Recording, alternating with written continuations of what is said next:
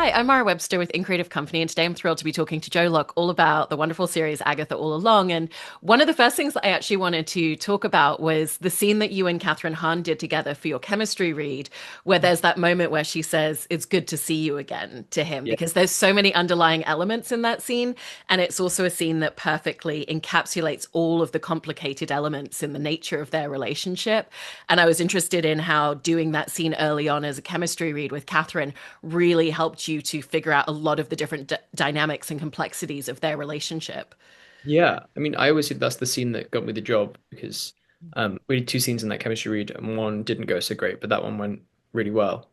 And I my favorite thing about Billy's character arc in this show is the darkness. Like he's got some darkness within him that, you know, drives the whole story of the show. And this is the first time you really get to see that. And it's at that point they were actually very good. And before my chemistry, they'd sent me the scripts for episodes 2, 3, and 6, I think. So I had a good idea of what was going on. I had a good idea about like no, it was after that. I hadn't been sent the scripts at this point, but they'd like I had sent the scenes and the questions, and I'd known that like I had just like tried to kill her and that things were happening. But yeah, it was definitely a hard scene to start with, but really I think helped me and Catherine like there's something with the energy in the room, just like we were yeah locked in.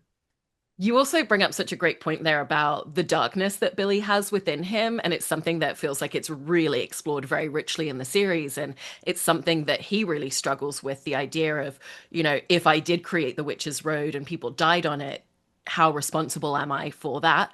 And I Yeah. know that you and Jack Schaefer talked quite extensively about kind of finding the gray areas. And I was interested in how some of those conversations helped with exploring that aspect and that conflict within him. Yeah, I mean that's like the meaty stuff that I enjoy about like a character, and especially with Billy. There's so many like I don't think he's a bad person, but at the end of the show, he's done some bad things. He's killed his three friends by accident. Um, and it's so interesting, like playing with exactly that with the gray area with like what makes someone a good person? Is he bad because he does bad things, or because he has a good intention? Does that make him still a good person? And he all of these influences in his life are like Wanda does bad things, but I would say also is inherently a good person. Agatha is a bad person who does bad things, but we learn is actually can be a good person too. All of these great characters are all like flawed, and they have their flaws, and so does Billy. And finding those flaws and really digging into them was so much fun to do with Jack, and we talk through every scene and all of his intention and all of like he's such a complex character because he's like lying for half the show, and then but then he's not really lying, but he isn't, but like there's just so many layers to him. Right, because you said there that he's lying for half of the show, but it's also he doesn't remember and he's not fully aware Mhm. of things that are within his power, and his magic is quite new to him and he's learning and understanding himself. And how did you determine or come up with the idea of what his memories are? Because he doesn't have any memories as William Kaplan, but he also doesn't fully have his memories as Billy Maximoff either. Yeah. It that was it was tricky. It is hard to like, you know, because actually the episode 6 scene when they come home for the first time is actually really quite devastating when you think about it. Like these people's child has died, and this person is actually not their child, but in the body of their child.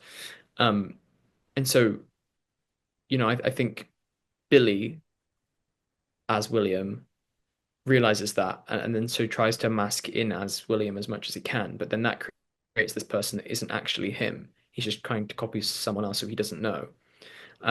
So therefore, like I just don't think he has found who he is until this series, and I think we go on that journey with him during it. And when you are playing him as William Kaplan, it's really such a short amount of time that we get to see him embodied fully as that character. And yet you really found like the mannerisms and just like the intonations that made it feel like a very different person.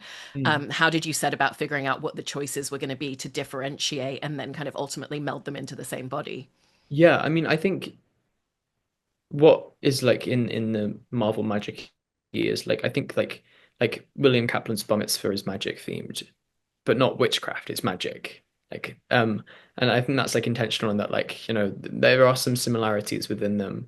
But also, what's nice and made it slightly easier for me is because William's only 13 and he's still sort of almost like a kid, so you can play with that. But the scripts really helped with being able to, uh, differentiate them in different senses of humor. And there's this lovely scene at the bar mitzvah with the parents is such like a funny, like warm family. And I think that's what really Jack wanted to create, was like this idea that like William Kaplan has a very nice life, and therefore Billy, when he becomes William, like it's not he's like he's got this lovely stable family, but then also this other thing that he needs to figure out and reckon with within his like other family. Um, yeah. What did you find for him within the scenes where Billy first comes home? You know, that moment that you were talking about just before from the hospital, because it's also a physical space that he's never set foot in before, but he knows that he needs to conceal and not reveal anything at that point.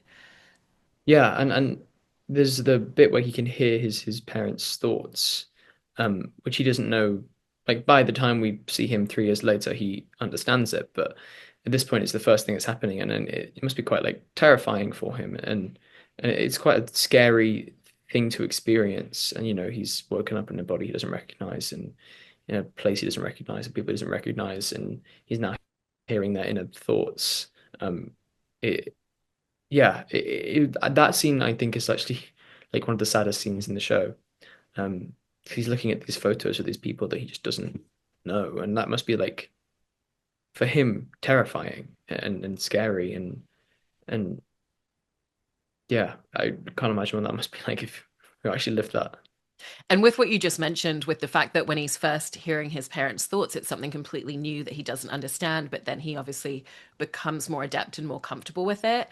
How did the scene between Billy and between his boyfriend Eddie really help with that? Because I think that's a really beautiful moment where you see how actually it kind of allows him to be more emotionally open through understanding what's inside of Eddie's head. Yeah, yeah, it's such a nice one of the things that they said from the start when I was auditioning was that they didn't want the sexuality to be like a negative thing on his character. They wanted the ability to be really comfortable with his sexuality, really comfortable in his relationship, and really comfortable in that regard, and that his like internal conflict came not from that, because often all you see is like the gay characters, it's the gay like them being gay is what is like eating them up, and it was and Jack and Mary were really like we that's not what we want with this at all. And with some of the elements in the road, it sounds like there was a lot of discussion around the way that things people say influence Billy. You know, he doesn't know that he's exerting his magic, but when he talks, when he wishes that Lilia was there, all of a sudden she appears and things kind of like little nuggets seep into him. And what were some of the details that you found along the way of things that exist on the road because of things that he's feeling or things that other people are kind of inadvertently suggesting to him? Yeah, and that was such an also an interesting like thing we talked about, in that like I didn't think that Billy would have been as scared as everyone else on the road, because I think somewhere subconsciously he would have known that he's going to be okay. Like in the same way that like because everything he's thinking and feeling is pushing the next trial and shaping what they're going through. Um, and so that was really like an interesting like thing to like map out thoughts wise of like each different scene of what, okay, what happens next? Okay, for therefore he must be feeling this at this point, and like all of these different things. It's just so Jack Schaefer's mind is so ingenious, and yeah. And between Billy and Agatha, they kind of start off on opposing sides and very distant to each other, and gradually those little moments of care. But you actually, when you look back, you start to see it so early on. There's the moment where she stops him from drinking the poisoned wine in the first trial, but then 2 seconds later she flicks back to being classic Agatha. And how did the two of you just find that rhythm of it is jumping between emotion and the kind of more acerbic nature, but it kind of gradually leads a little bit more vulnerable between them? Yeah, I mean, Catherine is such an amazing person to play with, and the dynamic is so fun and interesting and changes so much. And it starts with Agatha having all the power, and then so Billy having all the power. Well, no, and then Billy has all the power, and then sort of by the end they're sort of in like a equal footing. But that was so much fun as well because it really changed every day on set, like what we'd be doing, and there's that to and fro, and you know that fun push and pull of that. But also it came from us just feeling so comfortable with each other and being able to play and have fun with that, and really like push the boundaries of that and what that was. And along the road, it feels like the deaths affect him very differently because by the time it's Lilia, he's so connected to her and he has more of an understanding than he does at the beginning when Mrs. Hart passes away. What were the differences that you found for Billy in terms of how each of the individual deaths on the road impact him differently because of that self-awareness? Yeah, I mean, I think that Billy cares a lot about people. Like he digs Mrs. Hart's grave, and you know, which also makes it way more devastating when he then finds out that it's his fault they're dead. Um, you know, I think he's like a genuinely good person in there. And so to him, the idea that they're dying is awful and sad, and you know, he cares a lot about these people, and they become his best friends. Yeah, which then again makes just really sad when he finds out that it's his fault. Yeah, no, absolutely. And it feels like also things just become much more real to him as he discovers his power. And you were bringing up just now that obviously Billy is someone who really cares about people. And it almost feels like when we see moments of his magic, that his magic is very emotional respondent for Mm. him. And especially because his magic is quite young and quite new, and he's quite young. How did you and Jack discuss the way that you felt like his magic would come into play with his emotions? Yeah, I think you know this throughout the story, Billy learns to control his powers. So then when you see him in episode 8, he's fully in his power. He knows how to use it. He got it. Um, he knows he has the power from the start, which obviously he doesn't tell everyone. But um, it's not until he needs to save Agatha in episode 8 that he finds his way to completely fully use it. Um, and you know, like in episode 6, there's that line about having temper tantrums and not being able to control because he's a little baby witch. He's only 3 years old, basically, technically in the canon. So, um, you know, you got to learn how to use a craft, and that's also like we talked a lot about like Agatha, or like Agatha's a mentor in the comics and in the heart of the story. She is a mentor to Billy, and she was a mentor to Wanda as well. And so, um, it is like a full circle moment. So then when he then uses what she's taught him to save her. And we also eventually see that he was a proponent to the spell that Agatha was under from Wanda Mm. being broken. But it sounds like again there was a lot of discussion over the aspect of Rio being present, also playing a part in cracking it open. And I was interested in what some of those conversations went like and some of the details that really helped to deliver in those moments. Yeah, I think we like it was like it's a mix of Wanda dying and Doctor Strange, and then Rio being there, and then me just like giving it the last push. I think was the thing that yeah pushes it over. But you know, it's Marvel, so there's lots of different theories. It's also great that we get to see Billy being interrogated by Agatha, but with two different perspectives. And the first Yeah, time it's everything that she sees because of the spell that she's under. And then the second time is just him absolutely amused by the entire concept and kind of gradually figuring out what's going on.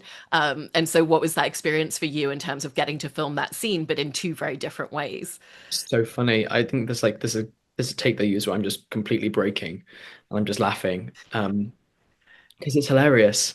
Catherine Hahn putting a hose pipe in your face, pretending to be a gun. It's just really funny. Um, and you know, she's a hilarious woman, and so she made me laugh a lot. And it's also around the time that Billy sees Rio for the first time. He sees her in the perspective of her being over at the house and kind of playing into Agatha's delusions from the spell. And so then when Rio appears on the road, how did you want to play that from Billy's perspective? Because obviously he knows more than the rest of the coven, but he doesn't want to give anything away. Yeah, I think it's exactly that. He wants to keep Agatha on his side, and so he lets her know that he knows, but doesn't want everyone else to know because he wants to keep the power. Because I think it's back to that thing of like Billy almost being like half a step of everyone ahead of everyone else, but actually not realizing that Agatha's 4 steps ahead of him. But thinking he's got like that upper hand, but actually he doesn't. The chase sequence between Agatha and Billy is so great too when she comes running after him when he's broken into her house because neither of them are any good at it. And so what was the experience of filming that scene and just finding all the fallibilities of him in the moment? It's fun, the episode 1 version my stunt double did a lot of, but the episode 6 version they were like, Jared, you can do more of this. And I was like, oh, what are you trying to say? What are you trying to say? No, it was really fun. I really loved that bit in the script and I read it and it was really fun to like play that and you know have fun with being like getting scared by a little tiny little dog and hitting the car by Deborah Jo Rupp.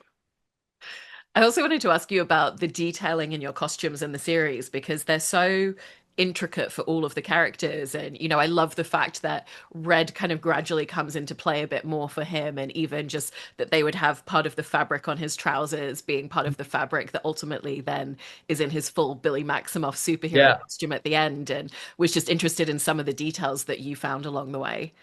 Yeah, I mean our costumes were so Daniel, our costume designer, is just a genius and he put so much effort and thought into every single piece and everything had a meaning and everything had a purpose and everything was there for a reason.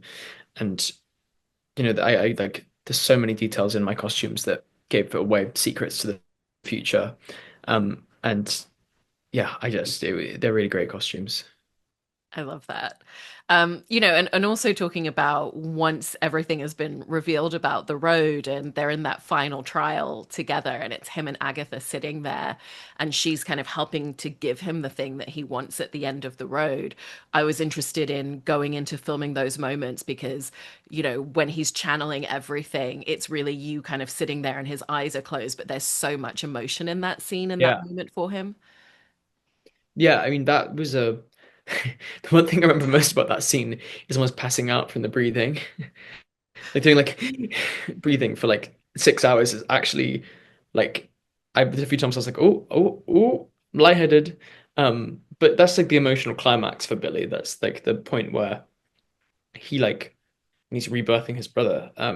And it really felt like it. And Catherine was such an amazing scene partner, and she's so giving and so like wants the best for everyone. And it was really lovely to it was near the end of the shoot, and it was lovely to like get to film that with her and be like us two seeing again.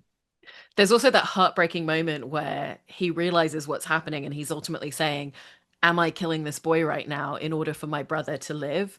And it goes back to the idea that there's been other deaths that are because of him, but not Mm. intentionally. And this is the first time that he's questioning whether it's an intention. And Yeah, did that kind of fold into a lot of the conversations that you were talking about earlier with Jack about, just finding the gray area? definitely. And I think the thing is like ultimately, I think the canon is that this boy was going to die anyway. But would Billy have still done it if that was the case?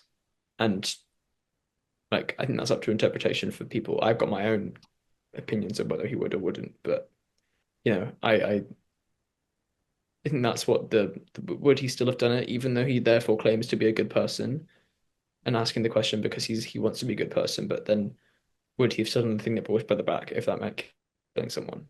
Yeah. And there's also a moment in that conversation between Billy and Agatha where he doesn't really know how he's managed to bring himself into another body. So he's struggling to figure out how he can do that for his brother. And, Agatha saying, you never do. And was that just really symbolic of just he has this magic and he understands that he has this power, but he really doesn't understand how to use it yet? Yeah, and I think that it's that, and also that like you don't need to know. You just like I think it's her mentoring him, being like you have the power, you can do it. Just like you just need to believe in yourself and go and do it. There's also this journey for him in terms of his relationship with Agatha, where he realizes that she has genuine feelings a lot more. And I think especially in witnessing everything between her and Rio and kind of understanding a bit more of their complicated relationship, even though he doesn't know the full history of what happened to Nikki. And how did that allow you to really play into the softness between them a little bit more in terms of him just being like, oh, I really understand that, she has these feelings, but she just struggles to ever say anything true out loud. Yeah, I think Billy has a very high EQ. He's very good at reading people, and he's very good at like understanding situations that other people might not. Um, and I also think he cares a lot about Agatha. Um, I think at first, he's using her to get what he wants, and she's using him to get what she wants.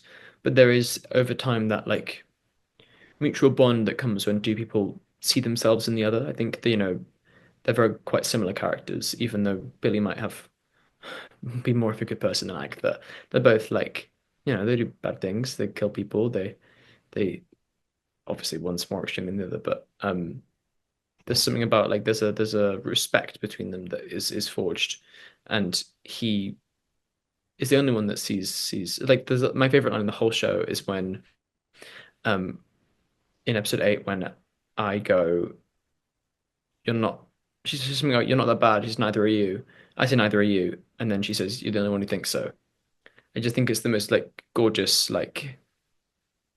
I remember almost crying when we were filming that because it was just like a really nice like full circle moment of Agatha realizing that like she can be loved and can be like have those feelings and it be all right and she can still be Agatha.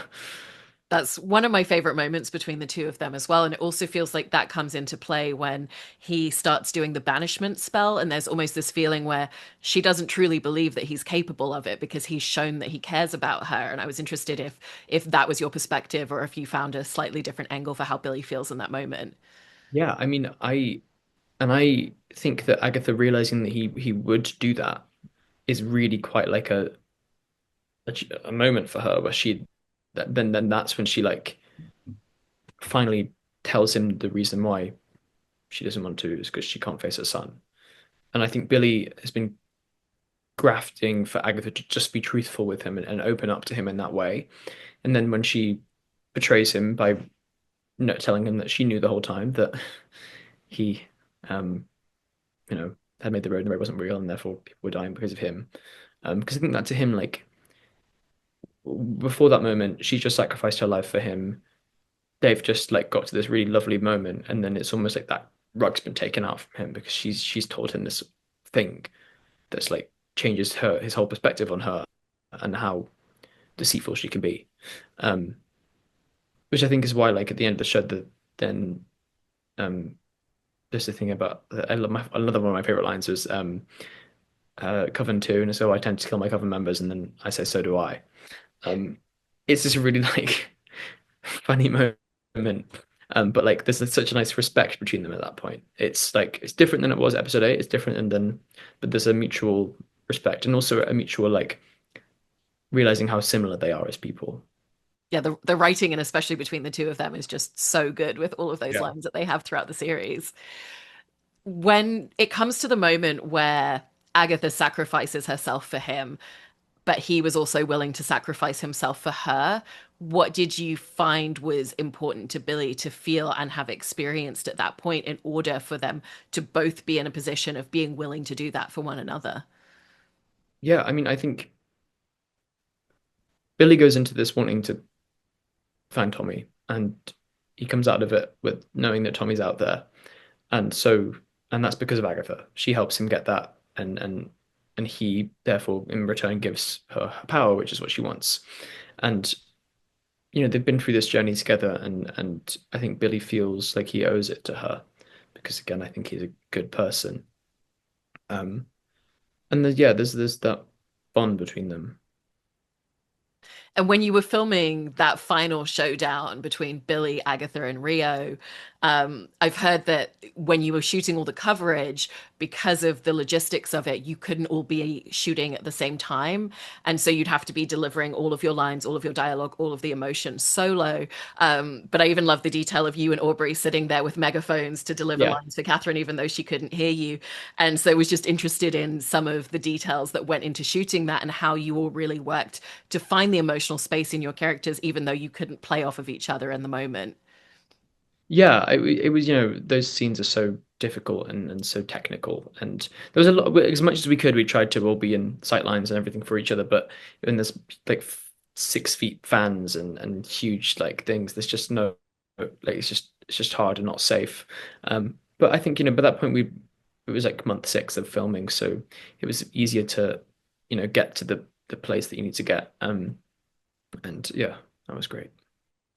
I also was interested in some of your thoughts about the sigil that Billy has placed over him, because the rules of it kind of feel like they changed a bit over time as you were all discussing the lore of it, and that it was important not just that the lore of the sigil fit perfectly within this series, but also within the overall universe of Marvel.